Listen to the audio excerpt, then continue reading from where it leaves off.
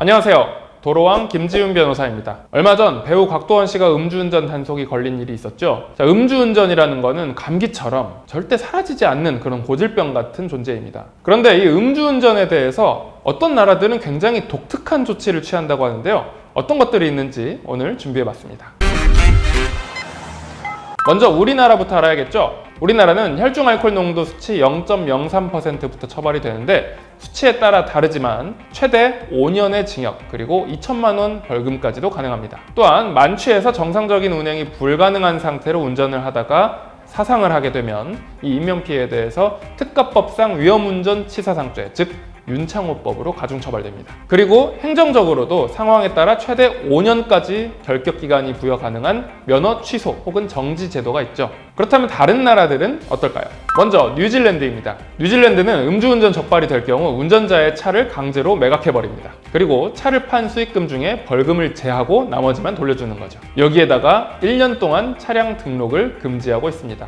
일본에도 음주운전 처벌 규정들이 있는데 일본에서 좀 독특한 규정은 음주운전을 했을 경우 음주운전을 한 당사자뿐만이 아니라 그 술을 권하거나 혹은 제공한 사람 그리고 술자리에 동석한 사람까지도 처벌받을 수 있다는 것입니다. 그리고 말레이시아는 음주운전에 적발될 경우 자비 없이 감옥에 가야 한다고 합니다. 일단 이렇게 무조건 구류를 시키는데 재밌는 것은 기혼자의 경우 아무 잘못이 없는 배우자까지도 하루 같이 구류를 시킨다는 것입니다. 옆 나라인 싱가포르이 있죠. 싱가포르에서는 음주운전자에게 잘 알다시피 태형이 규정되어 있습니다. 북유럽 쪽으로 넘어가 볼까요? 핀란드에서는 음주운전을 한 사람에게 한 달치 급여를 몰수하는 규정이 있습니다.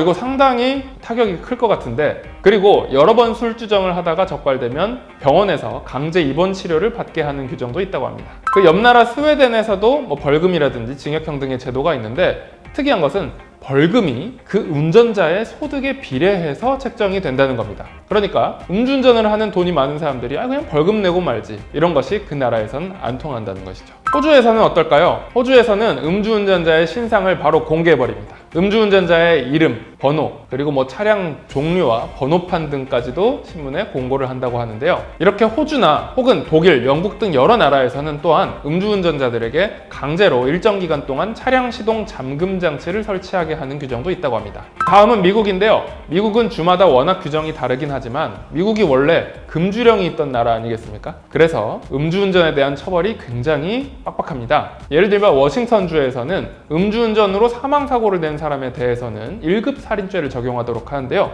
최대 50년의 징역도 선고할 수 있다고 합니다. 또 형벌이 센 나라로는 중국을 빼놓을 수가 없겠죠. 중국에도 우리나라의 윤창호법처럼 만취 운전자에 대한 처벌 규정이 있다고 합니다. 그런데 이 처벌 규정에는 제한이 없어서 실제로 상하이에서 음주운전으로 사망사고를 낸 사람이 사형을 선고받고 실제로 집행까지 된 사례가 있다고 합니다. 그리고 가장 특이한 나라는 많이들 아시는데 태국입니다. 태국에서는 음주운전을 한 사람에게 영안실 강제 노동을 시킵니다. 이것은 음주운전을 하면 누군가가 사망할 수 있다는 그런 인식을 심어주기 위한 제도라는데요. 음주운전자들에게 영안실 청소를 시키고 심지어 청소뿐만이 아니라 시신을 닦고 옮기는 등의 노역도 시킨다고 합니다. 이런 프로그램 참여하면 다시는 음주운전 하고 싶지 않아지겠죠? 한편 인터넷에는 괴담도 많습니다. 예를 들면 엘살바도르에서는 한 번만 걸려도 총살형이다, 이런 얘기도 있었는데 이런 것들은 루머에 불과하다고 합니다. 이렇게 나라별로 굉장히 독특한 음주운전 처벌 기준들이 있는데 몇 가지는 굉장히 탐나서 우리나라에도 도입됐으면 하는 것들이 있네요. 여러분들은 어떻게 생각하시나요?